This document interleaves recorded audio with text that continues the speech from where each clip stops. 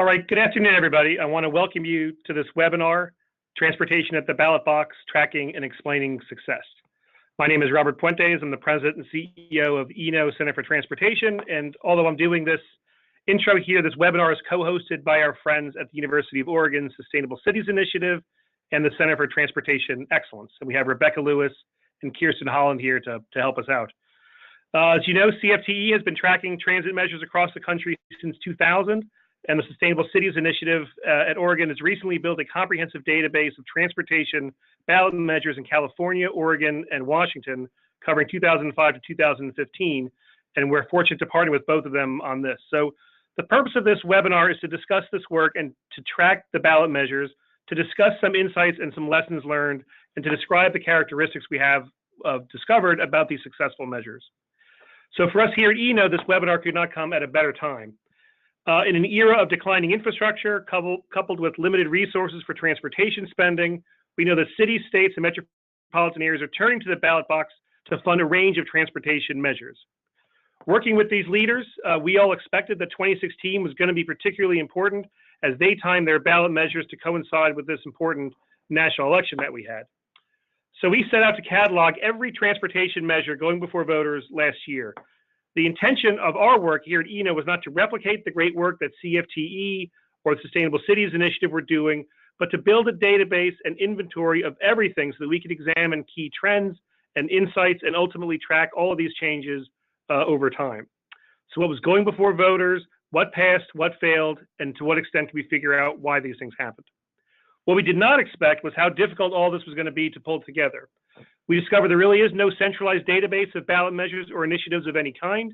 And while there are some organizations and websites that track some measures, even beyond transportation, none of them are really that comprehensive. So we scrubbed state election office websites, some county websites, and we manually entered and examined everything to pull out everything that we could figure out that was transportation related.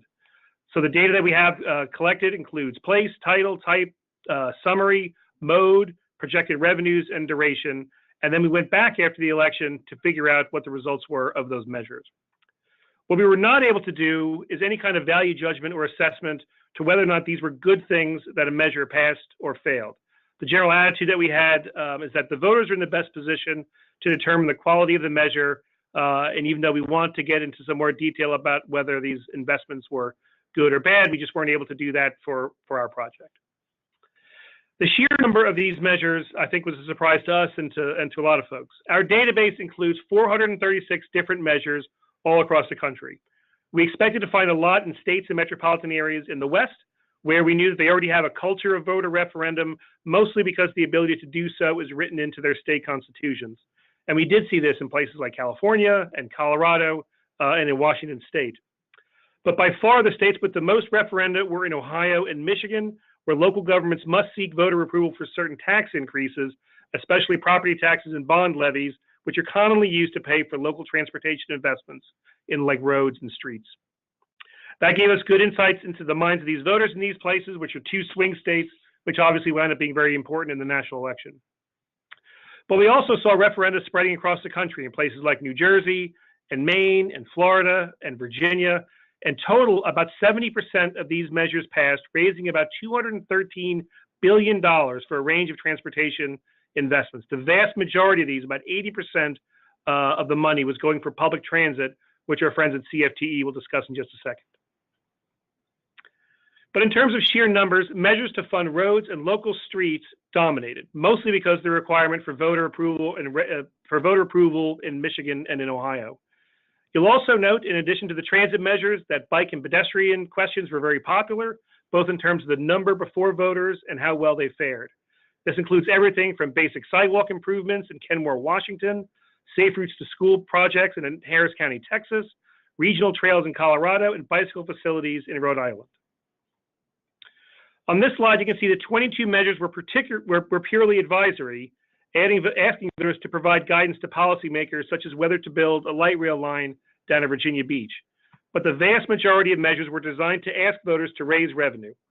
Property taxes were by far the most popular, again, because of the requirements in Ohio and Michigan, but a large number of bond issuances and sales tax measures, both of which were very popular and which, again, CFTE and others will talk about in a second. What you'll see here that was not popular were gasoline taxes. Mostly this is due to Nevada, where all 16 counties voted on their own gas tax, and every single one of the counties turned it down, except for Clark County down near Las Vegas. So we still have a lot more to do to sort through this database, but let me leave you with just a few key lessons before I turn it over to my colleagues. The first is that our challenge is to understand the quality of these investments and decisions that are being made. CFTE does a lot of this already, but for us, it was difficult to make any kind of assessment of whether these investments were good or not. But in general, we think the voters do make the right decisions, but there's a lot more that we need to know. This matters because in places where we did do some deeper drilling, the discussion is highly nuanced and really complex. So in Detroit, for example, this was not just about a transportation measure, but really around regionalism and race, which is something that they've been struggling with in that metropolitan area for a generation. We need to do a lot more work to understand what happened in a place like Detroit. But an awful lot of this stuff is pretty routine. Not every measure had major campaigns, and a lot of these things weren't even reported in the media, which made it difficult to figure out what the results were post-election. So here at Eno, we're committed to continue to track and catalog these measures going forward. We already know that there are a few on the ballot for this spring. We know that it won't be as much of a large number of measures this year because it's not a big election year, but we're quite sure that the ballot box is a tool that states, localities, and metro areas are going to continue to be using. Because the bottom line for us is that we can clearly see by looking at what we tracked back in 2016 that voters are willing to tax themselves to pay for a range of transportation investments. So let me now turn it over to Rebecca Lewis. Rebecca is an assistant professor in planning, public policy, and management at the University of Oregon. Her research focuses broadly on state land use policy, state and local finance, infrastructure, and urban form. Rebecca is going to describe the comprehensive work that they've done tracking transportation measures in Western states. Rebecca, take it over.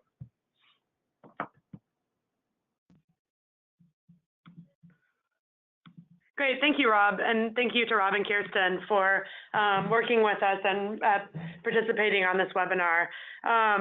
As Rob just mentioned, the work that the three of us do is very complementary, but does not replicate itself. In our project, we focus specifically on West Coast states, Oregon, Washington, and California. Before diving into some of what we were working on, I first want to acknowledge the research team and my collaborators on this project, graduate students here at the University of Oregon who are really instrumental in finding this information, tracking it down, and coding the data. They're now working with me on some empirical analysis of the data set that we built that I'll mention a little bit later. So today I'm going to start with a little bit of context about where this project came from, describe our data collection efforts and some of the obstacles, very similar to some of the challenges that Rob mentioned Eno faced in trying to find transportation ballot measures within different local jurisdictions and states. I'll talk a little bit about some of our preliminary findings, focusing on some of the descriptive information from the research that we did, and then close with some of the next steps with our database. So as Rob mentioned, I'm the research director at the Sustainable Cities Initiative here at the University of Oregon. The Sustainable Cities Initiative started off doing this program called the Sustainable City Year Program, which focuses on curriculum and partnering with communities. But we also do research. And one thing that ties together everything that we do at SCI is we do work that's interdisciplinary, applied, so it has some practical element. We're not just doing research as academics in the ivory tower, and we focus on sustainability related issues. So as the research director at the Sustainable Cities Initiative, we work around research themes, which work on coordinating some of our research, bringing in experts, conducting lectures on timely topics related to sustainability in the built environment. So in order to frame the context of how we got interested in this work, we started with a research theme in the 2015 academic year that focused on how sustainability can be communicated in the most effective way to garner public support. We did a lot of talking to planners and policymakers at the time around Oregon and around the country, and found that planners and practitioners have the technical skills to be able to do the work, but they sometimes struggle with communicating it to the public. And so we did several research projects collaborating with scholars from journalism, communications, marketing, policy, and planning to look at some of these issues. So This project on sustainable transportation ballot measures fit into this broader theme around framing livability. In this case, we're interested in sustainable transportation, meaning that we care a lot about ballot measures that reference bicycle, transit, pedestrian modes, and we are focused mostly on the measures that were raising money for transportation. You heard Rob mention some of the advisory measures that occur within jurisdictions. We wanted to look at the ones that focus on raising money broadly. We were interested in the characteristics of successful measures. So how are communities framing these ballot measures and what's effective in getting community buy-in for transportation ballot measures? So what's the language that's used? What are the funding types? And then what are the characteristics of communities that are successful in adopting transportation ballot measures? So as I mentioned, our focus here is on California, Oregon, and Washington, 3 states that are fairly heavy in using referendum to pay for things. As Rob mentioned, this is also common in the Midwest, particularly Michigan and Ohio. So we came to a similar conclusion that Eno did, which was this data collection effort was a lot more complicated than we expected. We were hoping that Eno's database had already existed and we would have access to this great data set to be able to find information about these measures, but we ended up having to code and find that information on our own. So that meant that we narrowed our scope to cities over 100,000 and their counties or regional transit agencies, and we looked at these 3 West Coast states. We looked at a 10-year time period looking at 2005 to 2015. 2015 was when we started the project. We ended up coding 109 ballot measures, most of those from California, as I'll describe later. And we coded and collected information on several attributes that we're hoping will help us do quantitative empirical analysis later. So we looked at things like place, date, title, the text of the measure, the type of the measure, the funding type, similar to the information you just saw Rob present, the mode, and then we were interested in whether particularly street measures were focused on maintenance, expansion, or improvement. We were interested in transit measures and whether they focused on operations or capital. And then, of course, we were interested in the results of these measures. Our sources in California, we were able to get some PDFs that summarized measures from the Secretary of State website, but in Oregon and Washington, we generally had to go to individual county websites to find this information, which brings me to some of the data challenges. So we immediately found that there was no comprehensive and complete data source that looks at all types of transportation. CFTE has done a tremendous job looking at transit. Of course, the Eno database didn't exist yet when we were starting this work. But because we had to look at individual county websites, we also found that the public records laws meant that it's really hard to find ballot measure text for 10 and 15 years ago. So we also ended up having to use PDFs to code a lot of this information, which made the process of building this database somewhat challenging. We also ran into questions in coding the data about what qualifies as a transportation measure. Do putting bike paths in parks qualify as a transportation measure? We also faced questions about how to distinguish different modes and types of funding. It was not always clear cut through the text of the measure. So I've been talking about transportation measures in the abstract. So I'm going to give you a couple of examples of some text of transportation measures to give some flavor of what these things look like. So one from where I'm located here in Eugene shows the city of Eugene fix streets and fund bicycle and pedestrian projects using a $43 million general obligation bond using property taxes. That was from November of 2012, and it was successful. Another example from the Bay Area in Alameda County, I chose this text because it's a good example of showing mention of bicycle, pedestrian, and transit while also mentioning local streets. So a broad encompassing transportation measure. Here looking at a vehicle registration fee of $10 from November of 2010. So I'm going to transition into showing you some of the high-level findings from our data set, mostly just looking at the descriptive findings. I'm going to show you some information by state, by sponsor type, looking at city versus county versus special district versus state.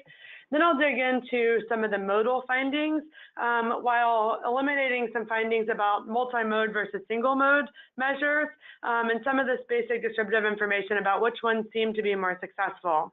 I'll close with some brief findings about the funding type, similar to some of the content that Rob mentioned earlier.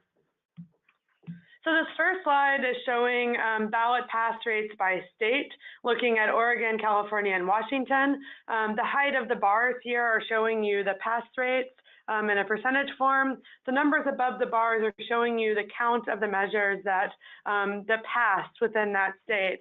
So you see that California has the most measures. It also has the most cities and counties over 100,000. We see much fewer measures in Oregon and Washington, predominantly because of basic demographic characteristics. But you see that California measures have a higher pass rate.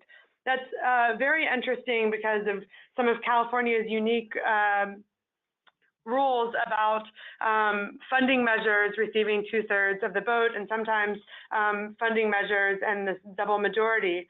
So it's very interesting to see that California has the highest pass rate among the 3 states that we looked at. We look at these measures by finding state and city measures tend to be more successful than county and special district measures. You also see that city are the most popular type of measures among the ones that we're looking at. On these state measures, these were all coming out of California, and they include some really popular, common, or sort of well understood measures in California, Prop 1A and 1B, focusing on high-speed rail and focusing on transportation funding broadly. And looking at mode, I want to note that these categories are not mutually exclusive. You saw the text for Alameda County, and note that in Alameda County, it mentions all 3 or all 4 modes at once. But when we're looking at pass rates, by having the sort of mention of bicycle in a mode, bicycle mention was most successful, followed by pedestrian, followed by automobile, followed by transit. This data becomes more interesting when we look at it by single mode versus multimodal.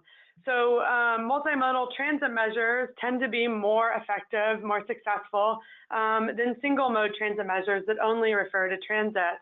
But for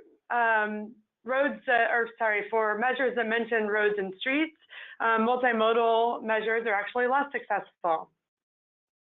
You see that there's very few measures that focus on pedestrian and bicycle projects alone. They're often coupled with other modes. And looking at just the sustainable modes being combined with other sustainable modes, so bicycle combined with pedestrian and transit, transit combined with bicycle and pedestrian, you see that the pass rate here is fairly high. It's higher than what you saw in some of the pass rates on the last slide. These rates are around 70% for each of these, but you also see that there's very few in terms of the overall count of these alone. But these findings showed some interesting positive results for sustainable transportation overall. Finally, I want to close with, in terms of findings, I want to close with a slide that talks about funding. So bond measures tended to be the most successful. Fees were less common, but also less successful.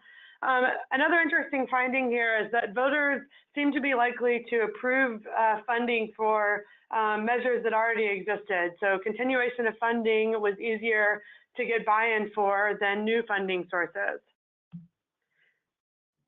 So in terms of key takeaways from where the data stands currently, the data collection and coding was somewhat challenging. It took us a lot longer than we expected to get to a complete data set. Transportation ballot measures in California are the most successful despite this 2/3 requirement on revenue measures. Transit plus bicycle and pedestrian seem to be more successful than transit alone.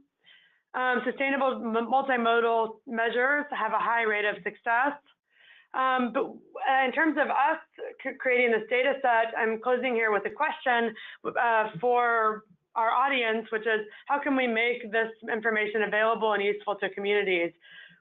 In terms of next steps, we're working on doing an empirical analysis of this data set, trying to understand how community characteristics affect success, and digging further into some content analysis of the wording and language on these bills. But we're interested in ways to make this information accessible and available to those of you. With that, I'm going to pass it off to Kirsten, who will talk about some of CFTE's work.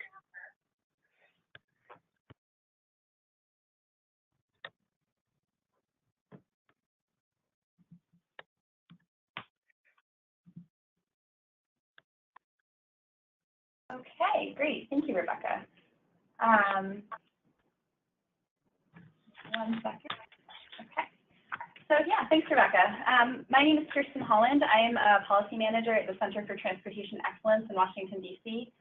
And I'm thrilled to be here on this webinar with Rob and Rebecca to share some of the data that CFTE has collected on transit ballot measures over the years and some of the analysis we've conducted over the last 16 years that we've been monitoring ballot measures. So just a little bit of background about CFTE. We are a clearinghouse for information to support quality transportation choices.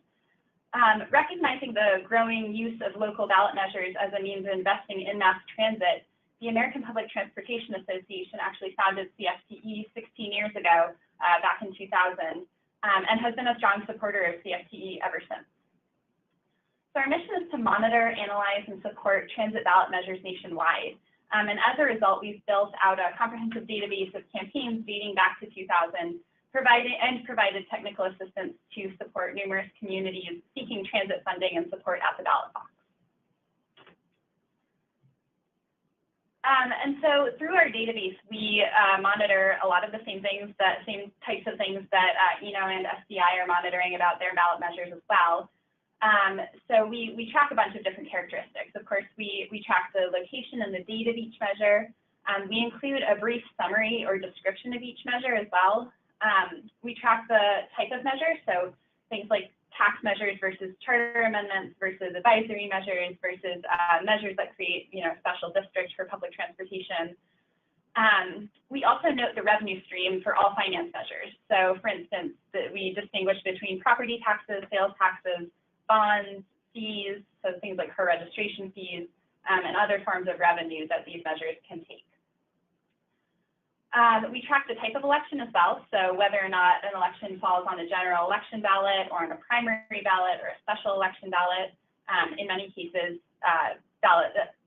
communities are restricted to only going to ballots on general elections, but it's interesting to see where they fall in a given year. When available, we do also monitor the amount of revenue going directly to transit in a given measure. Although for reasons I'll discuss later when I talk a little bit more about the challenges with creating a database, this can sometimes be difficult to distinguish that specific level of estimated transit revenue from a certain measure. We also collect the ballot language for measures. We've created a library of ballot language over the years. And finally, we, of course, note whether or not it was a win or a loss for transit and the margin of victory, or the margin of the vote. So I thought I'd start out by giving you an overview of some of the data and analysis that we've sort of generated over the last 16 years based on the data we've collected. So this graph here shows the annual success rate of transit ballot measures dating back to 2000. And you can see here that the average over that 16-year period is a success rate of 71%, or more than 2/3. So from this chart, you can see that transit measures have a very strong rate of success year over year, which demonstrates strong voter support for public transportation projects and operations within their local communities. In addition, you can see in the little blue box on the right-hand corner of the graph, we've also pulled out the success rate of property and sales tax renewals over the years. And similarly to what SDI and Rebecca found, these measures have passed at a remarkably high rate of 97%. So that's intuitive, that makes sense, given that they're asking voters to simply maintain a current tax or funding level rather than creating a new tax or increasing a tax. But I think it's noteworthy to point out that really high success rate of renewal measures. Okay, so on this slide, you can see the raw number of measures on ballots across the country in any given election year since 2000. So what we've done is we've broken out what we consider on-cycle years, or years where there's been a general election, and then off-cycle years, so those odd-numbered years. And that's really because the number of ballot measures in on-cycle years tends to be a lot higher, again, similarly to what Rob said earlier, mainly because many states and local communities only allow jurisdictions to bring measures to voters in general election years or on general election ballots. However, in both of these graphs here, in on-cycle and off-cycle years, you can see a steady trend upward in terms of the number of annual measures. And in fact, in 2016, we saw the highest number of measures on record in an on-cycle year, but also on record total, which was 77. And in 2015, we saw the highest number of measures in an off-cycle year at 34.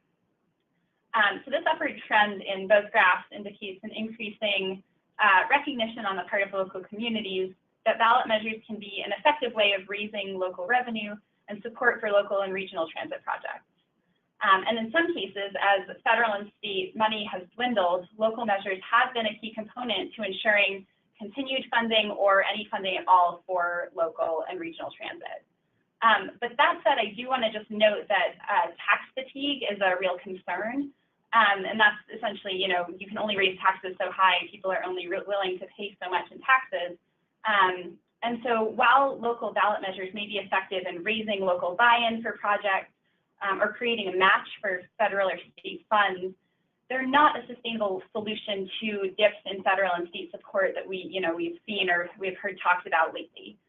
Instead, they're really meant to be complementary of federal and state funding, and not to let the federal government or states off the hook.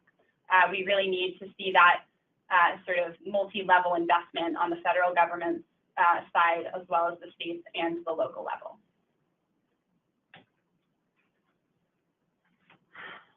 So this slide is meant to visualize the spread of ballot measures across the country. So as you can see, we've seen transit measures in 42 states nationwide since 2000. The 8 states that are highlighted in green have had no transit measures since 2000, and that's largely because these states do not currently allow local communities to bring measures to voters, or they make it really difficult to do so. That said, we have seen pushes in these states and others where it is more difficult to have these local referendums. We've seen pretty organized advocacy efforts to encourage local legislature or state legislatures to make it easier for voters to consider referendums for public transportation. And so from this map, you can see that ballot measures are not restricted to the coasts, but rather they're really spread throughout communities across the country. And we've seen measures in communities of all sizes, pretty much, across the country. We've seen urban, rural, suburban, large communities, small communities. These are really utilized in there's clearly broad appeal for these types of measures across the country. And since 2000, we have recorded a total number of 645 transit measures on ballots around the country. So I also thought it would be helpful to show you a breakdown of the different types of measures we've seen over the years. So from this pie chart, you can see that the vast majority of measures have been either property or sales tax measures. However, we have seen a number of bond measures over the years, as well as a handful of other types of taxes and fees. So for instance, we saw an income tax measure go to voters in Indianapolis last November, or things like car registration fees, which direct revenue to public transportation. And finally, we've seen several non-finance measures as well. So these would be things like amendments to state constitutions, or advisory measures like the one that Rob mentioned in Virginia Beach, or measures to simply create a special transit district in a local community.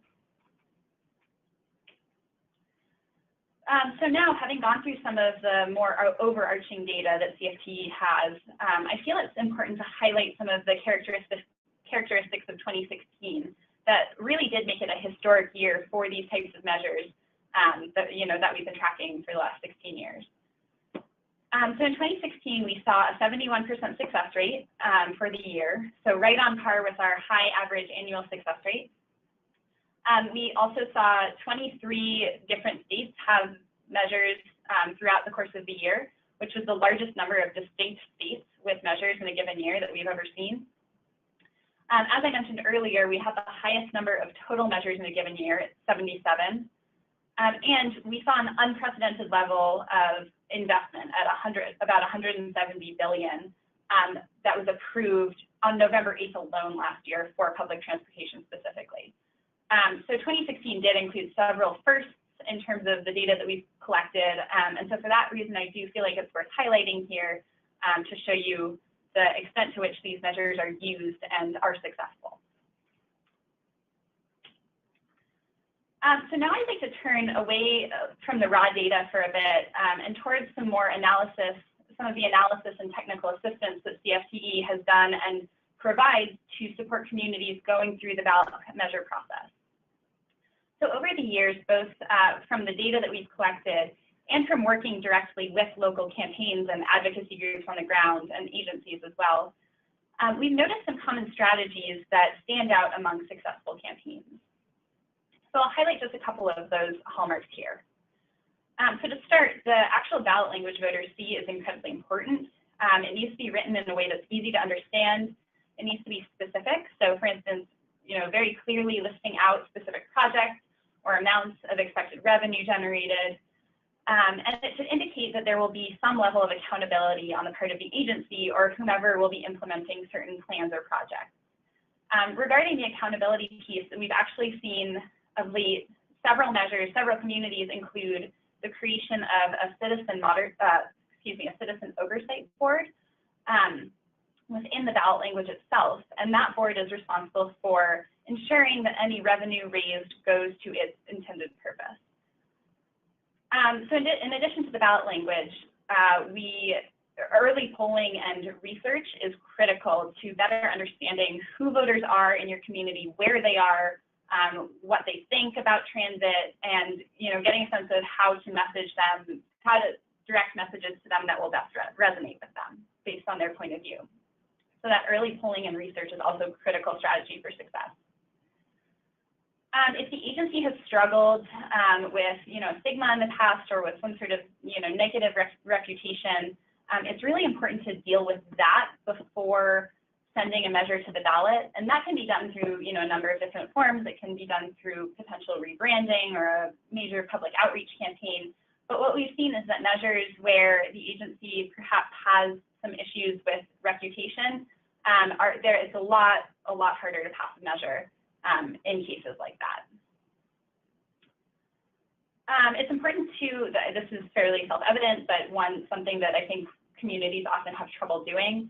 It's important to reach out to various constituencies early and often and build that strong coalition of support really early and make sure that it's broad and very inclusive.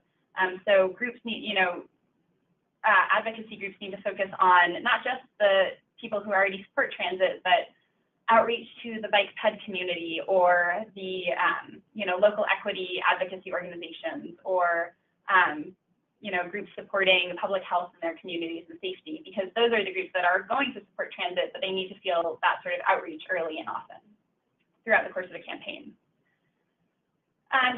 This again is fairly self-evident, but you need to build key champions among local elected officials and other local influencers. It's important to create creative messaging that can target different voters in different ways. You need to also make sure that all of the different parts of a campaign are working together, closely coordinated, and making sure that they're all on the same page and not either reinventing the wheel or doing things that other facets of the campaign may not be aware of or really be supportive of.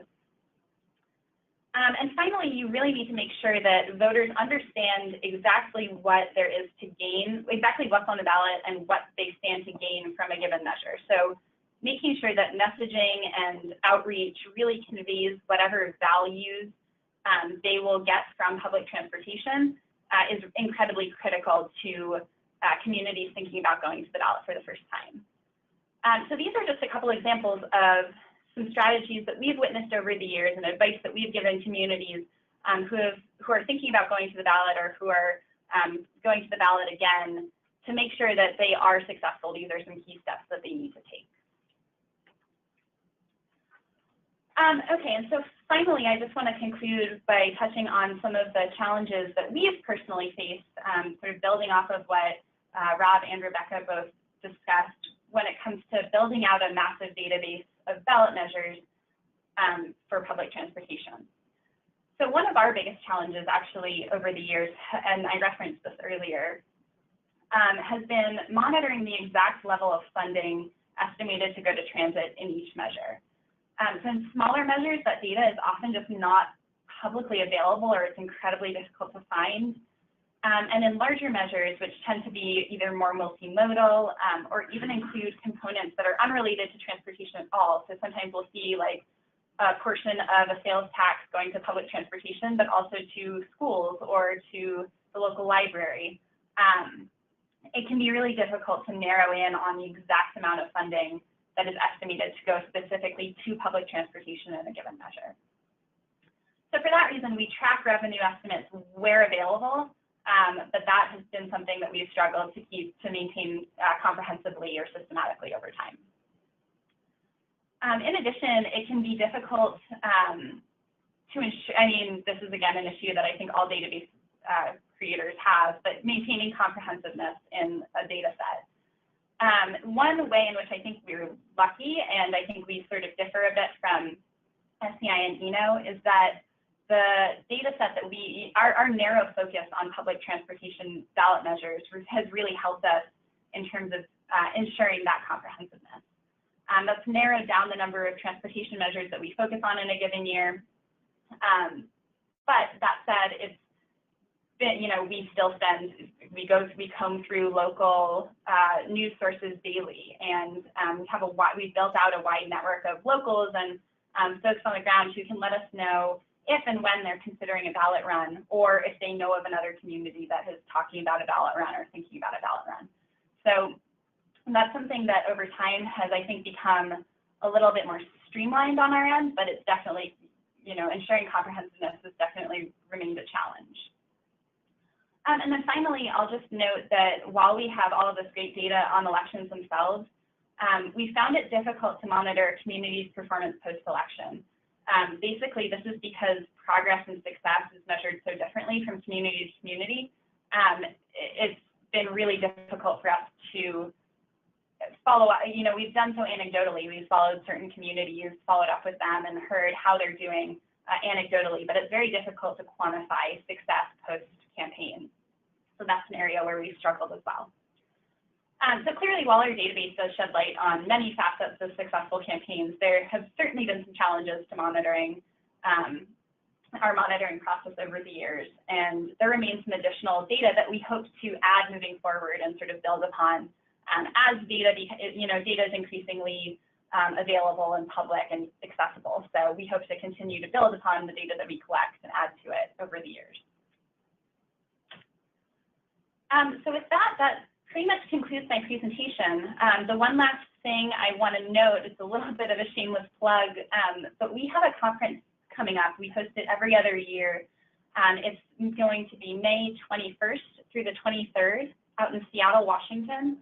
And it's our Transit Initiatives and Communities Conference, or the TIC conference. This conference is the only national conference dedicated to understanding transit ballot measures and how to win.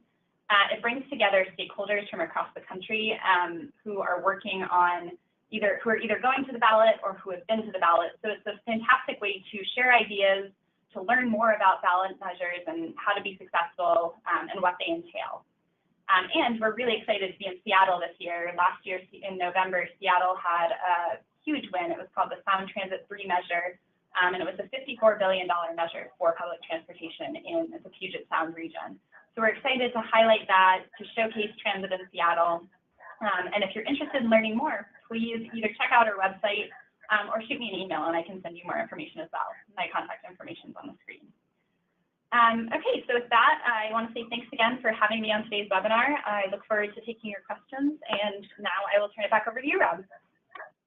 That's great, Kirsten. Thank you so much, and thank you, Rebecca, for both those very comprehensive presentations. Clearly, this is an important issue that there's a lot of interest in, and folks are clearly paying a lot of attention. So for folks on the phone, I want you to encourage you. We have another 15 or 20 minutes left. You can use the chat function on the webinar website to add some questions or to ask some questions or some comments. and then we will tick through some of those very quickly.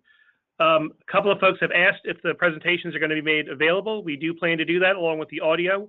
Once we can assemble this is all being recorded, so we will send that out to the webinar attendees once we're done here. So well, let me go ahead and start with a few of the questions that have already come in.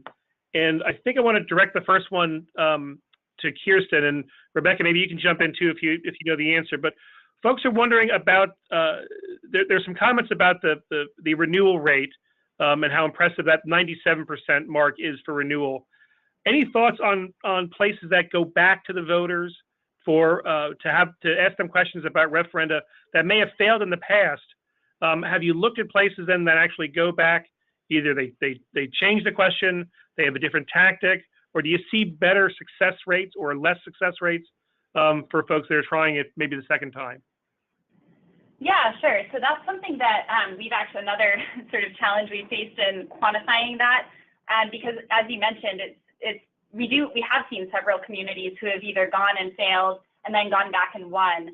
But it's sometimes difficult because the question can change dramatically. It's sometimes difficult to judge whether or not it's really truly a rerun of the same measure, or whether or not it's really a new measure, and it's often sometimes years later. So that's something that that's been another challenge in terms of systematic tracking. But from an anecdotal perspective, we do have several examples of communities where they have gone to the ballot, they haven't been successful, and they've tried again, they've made some tweaks and changes and gone ahead and been successful a second time or even a third time around. So are there any places that stand out on that for you? Yeah, any places? Sure. So a couple examples. Atlanta is one that stands out. They had a measure that was a sort of massive regional measure. It basically, because of the regional political dynamics, it was not successful initially. So what they've done is they have gone back and done some sort of smaller, still regionally thinking, but smaller community measures. So for instance, a county outside of the city of Atlanta went back and was successful on their own for a transportation measure to fund MARTA, the local transit agency. And then last November, similarly, the city of Atlanta itself was successful in a funding measure for MARTA. And that method in Atlanta has allowed counties outside the city that are a little bit more hesitant about public transportation or about raising taxes for it to witness the successes in these counties counties or cities that have actually passed the measure. And now what we're seeing is a lot of the counties in the surrounding area are actually now going to the state legislature, because you have to do that in Atlanta to ask for permission to go to the ballot in the future. So that's one example. Another is Spokane out in Washington. Similarly, they had a big regional measure that was not successful a couple of years ago, and they went back last November and with a city-specific measure, and again, were successful. So anecdotally, we do have some pretty clear evidence that can work well. Rebecca, any thoughts from you on that? No, as Kirsten mentioned, those are things that are really difficult to track in the database perspective. It's really tough to see that a measure was sort of rewritten or reframed. But I think the anecdotes seem to tell the story a little bit better than we're able to with the data at this point. That's great. So another question that's come in is about the advisory measures. And I think we were surprised we saw so many of those across the country. You mentioned the one that was down at Virginia Beach. So for either Rebecca or Kirsten, do you know do the advisory measures turn into funding measures? Are they purely advisory? Is it just guidance for these places? Or is there a strategy to turn those into something bigger in subsequent years? So I've heard some anecdotes. Oh, sorry. You can go ahead, Kirsten. I've heard some anecdotes in California about trying to use advisory measures for part of the transportation package and use the revenue measure separately to try to get over that 2/3 hurdle. But that is somewhat anecdotal evidence at this point about trying to use advisory measures to get over some of the challenges of getting to a 2/3 vote. And I think time will tell whether that withhold stands up in court and those other sorts of things, whether voters are willing to approve that. Yeah, I would just add to that, what we distinguish between what we call binding advisory measures and non-binding advisory measures. So there are some that some communities, they'll put an advisory measure on the ballot, and if it passes, it's statute. The city council or the state legislature has to either take into consideration or enact whatever the people pass. In the case of non-binding advisory measures, we do see sort of a mix. Some communities will put advisory measures on the ballot in an effort to avoid putting a more formal funding measure on the ballot. But for instance, last year in Indianapolis, we saw an advisory measure that went to voters that was non-binding, and it passed. So voters said that they approved the measure. And that didn't go into it was an income tax, and that didn't actually go into effect until the state legislature, they had to take a vote on it earlier this year. But that was an example where you saw local officials and state officials saying that they would follow whatever the people said in the referendum, even though they didn't have to. So it really depends on the community and sort of the intent behind the measure, but we have certainly seen advisory measures that have turned into more formal funding. That's great. I want to encourage folks to continue to use the chat function, ask questions. We still have more coming in. And here's one we just got. So to what extent do you think uncertainty around the federal transportation funding prospects at various points coloring the influence or success rates over time? So since you both have tracked these measures in the past, have you gone back and looked at major national in uncertainty and see if that affects whether there are more measures or affects the success rates for either one of you? So I'll jump in. We haven't, again, systematically done that. I think from that slide that had where I broke out the off-cycle and on-cycle years, in terms of the sheer number of measures, again, I do think that the trend upwards in the number of measures in a given year is indicative of some concerns about federal funding coming in, or even state funding we've seen in some cases as well. So I think that has in some ways been a result of the somewhat uncertainty at the federal and state level in terms of funding. But again, I do want to emphasize that local communities really can't do this on their own. So it's not a solution, but it may be a bit of a reaction. And so I think your point. Go ahead, Rob. So please. Oh, that was not something that we examined as well, but it brings an interesting research question about trying to understand the federal context and how it might be relating to some of these measures year after year. I agree. I think that the point about not letting the feds off the hook with these is an important one. Since our database kind of came out last year, there's been a change in the narrative about look, states and localities are doing all this work by themselves. We don't need the federal government to be as involved. And I think you're right that we need to make sure that message is not the dominant one. That it truly is this partnership, and this is states and localities doing one job, but it doesn't let the federal government off the hook either. Yeah, I agree. And sorry, just one more little shameless plug. This is going to be the focus of one of our sessions at TIC, is this sort of overlap between the federal funding shortfalls and how communities can sort of balance that, needing revenue and raising it locally, but also managing the messaging that they can't do it alone. That's great. We have another question here about the gasoline tax.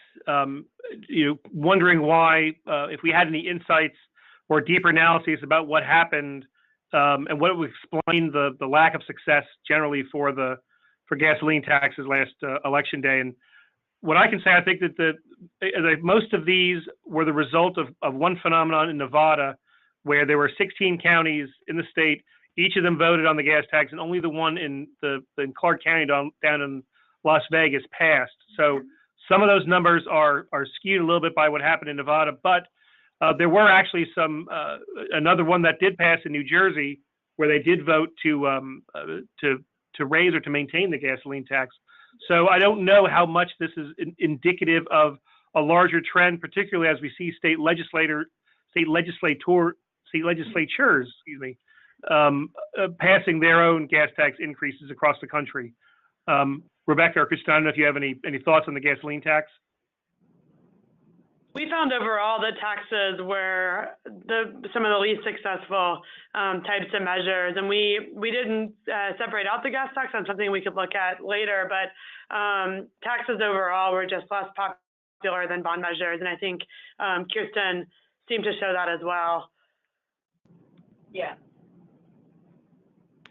So here's a tough question. Here in the Washington metropolitan area, we have some funding challenges with our regional transportation system with WMATA. The head of WMATA just yesterday came out with a large proposal initiative to secure a dedicated funding source for Metro, which we've never had here. There's some talk that maybe this is something that the voters will have to approve, but obviously this is a 3 or 2 state region, District of Columbia with another state. Do you have any examples? Is there any precedent for any multi-state coordination at the ballot box? Is that just something that's just too difficult to do, or is it something you actually think we could pull off here in this region? So from my perspective, I can't think of any multi-state. The situation in DC, I think the multi-jurisdictional nature of the region does make it really challenging. I'd have to go back and look and see if we do have any specific examples of measures that have crossed state lines.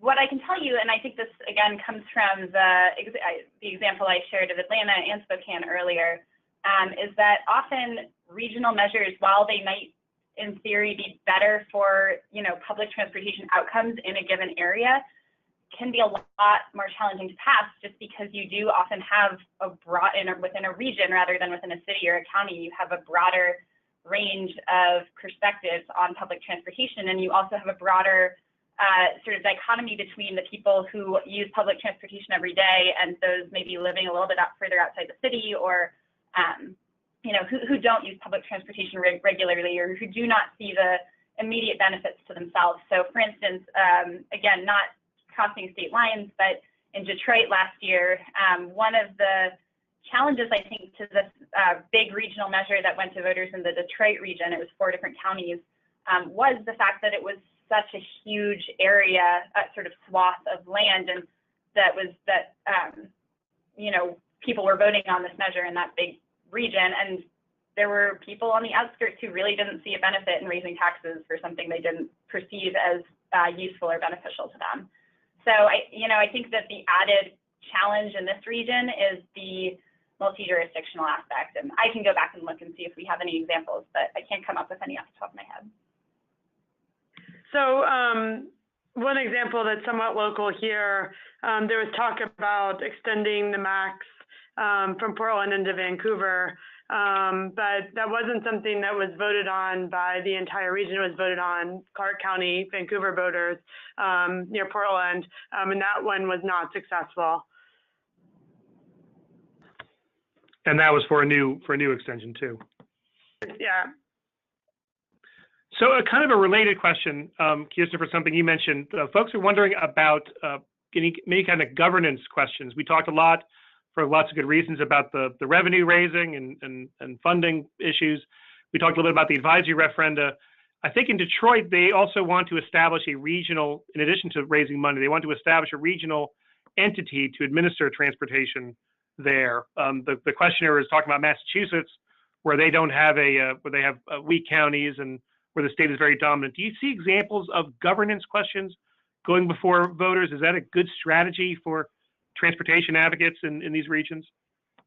Yeah, so we've seen several cases where, new ballot measures, Detroit's a good example. I think we've seen a couple in Texas as well, where voters go ask for the creation of this sort of regional body, regional transit authority that is semi-autonomous, can make decisions on their own, and,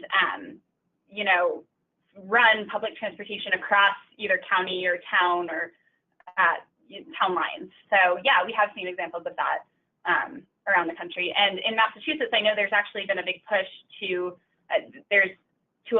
I think currently in Massachusetts, the counties are not allowed to, or even towns are not allowed to request tax levy for public transportation from voters through referendum. And I know that I've heard that there's been a big push to encourage the state legislature to give them some of that power and allow them to make those sort of governance decisions. So we are definitely seeing that around the country. I think we saw it in Alabama as well, some toll authorities that were established last year. Mm-hmm. So we're just about out of time. I don't want to end on a negative note, but some couple questions have come in about whether or not you are seeing more of an organized opposition. We talked a lot about, especially the work that CFTE does to help organize folks and to give them advice and kind of a blueprint for how to get some of these things done. Have you seen an increase in organized opposition doing the opposite of what we're talking about here on the phone, trying to put some of these down, and how successful do you think those are?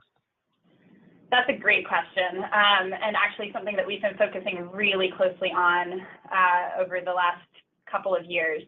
Because to be honest, when we first started tracking these measures, there really wasn't a whole lot of organized opposition. The success of a campaign often at that point really came down to how organized they were and how good their outreach was. However, in the last 5 or so years, as we've seen sort of the rise of the Tea Party and these sort of anti-tax groups, we have seen some significant changes in that structure, and we've seen the growth of some really strongly organized opposition groups around in some campaigns around the country. So, for instance, there was a measure in Little Rock, Arkansas last year where Americans for Prosperity, which is a Koch brothers funded advocacy organization, their local chapter in Little Rock organized incredibly extensively against the measure there, primarily because it was a tax increase, and they've come out against tax increases regardless of what the tax would fund. So we saw things in Little Rock, and we've seen them in Phoenix as well, and several other places around the country. They're definitely starting to spring up. But we've seen things like direct mail and door knocking and sort of the hallmarks of an organized campaign. We've definitely seen that popping up. So that's been a focus of CFTEs, is to really understand what these groups are, identify them. Often because of the funding sources and sort of the dark money involved, it's difficult to even figure out who these folks are. So one of our objectives of late and moving forward is to really understand who these groups are, how they're operating, and provide some really clear tactics and strategies for combating their opposition to a measure on the ground.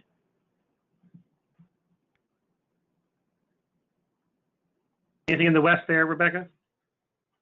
So that was not something that, and this is something that I thought of while Kirsten was talking, that her list of all these aspects of successful campaigns and hallmarks is so fascinating. And that's exactly the kind of stuff that's really difficult to quantify as we start to think about how we can do empirical analysis of some of this information. And we talked to CFTE early on when we were organizing our data set. There's so many unknown factors or sort of difficult to quantify factors that are so important to the success of these measures that we haven't been able to track very well. Sure. Well, look, we're just about out of time. I want to thank everybody for the great questions. There are a lot of things we weren't able to get to. As we mentioned, we're going to make these slides available along with the audio. I know we'll have it on our website. I suspect we'll work with our friends and partners on their end as well. But I want to send an enormous thank you to our friends Rebecca Lewis at the University of Oregon and Kirsten Holland from the Center for Transportation Excellence. As you can see, the work that these organizations have done has been tremendous and really important in what we think is a growing trend and is going to be much more important here in the future, not just because of concerns about federal funding, but as we said throughout, really about this new reinvention and the new partnerships that are starting to emerge, not letting the feds off the hook, but as we're in this real interesting climate of problem solving across the country, going to the voters and having them demonstrate time and time again their willingness to support transportation investments in their communities is a message that I think we need to have made loud and clear. So Kristen and Rebecca, thank you so much for your time. If anyone would like any information about any of this, please go ahead and drop us an email to publicaffairs@enotrans.org. I also want to encourage you to subscribe to Eno Transportation Weekly. It's an invaluable resource. We talked a lot about these measures last year. We're going to continue to do that into the future. If you're not subscribing, you certainly should. So once again, my thanks for your participation. Thanks to our friends, and have a great afternoon, everybody.